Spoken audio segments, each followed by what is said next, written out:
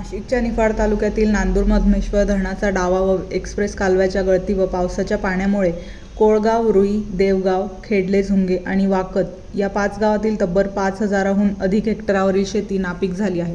यामुळे 1000 ते 1500 शेतकरी आर्थिक अडचणीत सापडले असून कुटुंबाचा उदरनिर्वाह कसा करावा, घेतलेले कर्ज कसे काढावे, त्यांच्यासमोर मोठा प्रश्न उभा राहिला आहे। त्यामुळे आता स्वाभिमानी शेतकरी संघटना आक्रमक झाली असून 2 लाख रुपये हेक्टर नुकसान भरपाई देत या पाण्याचा कार्यकर्ती प्रश्न निकाली काढावा अशी मागणी केली आहे। यावर 8 दिवसात निर्णय न झाल्यास दोन्ही कालव्याच्या मध्यभागी आमरण उपोषण आंदोलन करू। यावर न थांबता विधिमंडळ अधिवेशन सुरू असून त्या ठिकाणी आत्मदहन करण्याचाही इशारा दिला आहे। कोळगाव येथील सरपंच थेट न्यायालयात याचिका दाखल करणार असल्याचे सांगत आहेत।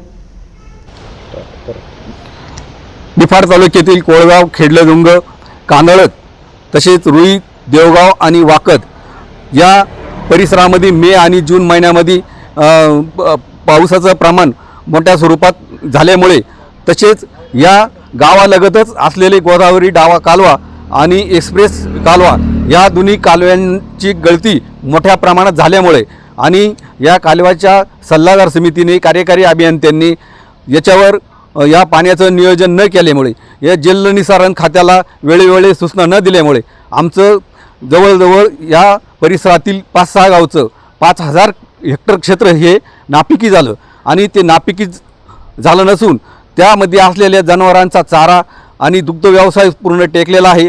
आमच्या शेतकऱ्यांची रोजीरोटी हातची गेलेली आहे।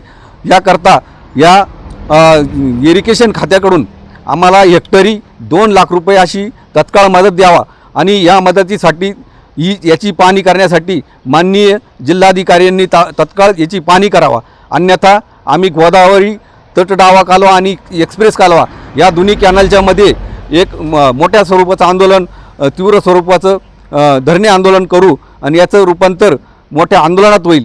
याच्यावरच जर नाही थांबले तर आम्ही मंत्रालयात आत्मदहनाचा सुद्धा आम्ही या ठिकाणी इशारा देत आहोत। या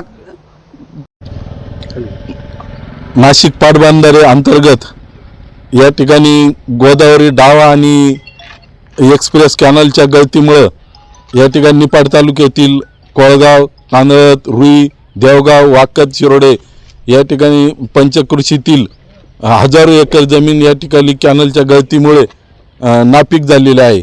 याला सर्वस्वी जबाबदार इरिगेशन खाता असून इरिगेशनच्या ढिसाळ नियोजनामुळे कोट्यावधी रुपयाचा या ठिकाणी निधी या ठिकाणी धरला जातो आणि तो कुठं प्रत्यक्षात त्याचं काम केलं जात नाही। त्या निधीचं परस्पर या ठिकाणी वाटप करून छोटंसं काम दाखवून पैसे काढले जातात आणि शेतकऱ्याचे या ठिकाणी जे जलनिस्सारांचं काम व्हायला पाहिजे ते होत नाही।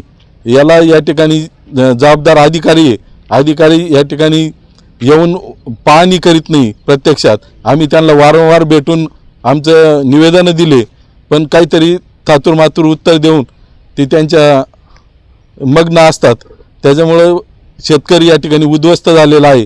तो उद्ध्वस्त शेतकरी या ठिकाणी निश्चितपणे न्याय प्रतीक्षेत आहे आणि ती प्रतीक्षा या ठिकाणी इरिगेशननी संपवावी आणि इरिगेशननी या पंचकृषीतील शेतकऱ्यांना न्याय मिळवून द्यावा। नाहीच त्यांनी आमचं म्हणणं ऐकलं तर आम्ही कोर्टात धाव घेतल्याशिवाय राहणार नाही ही विनंती करतो।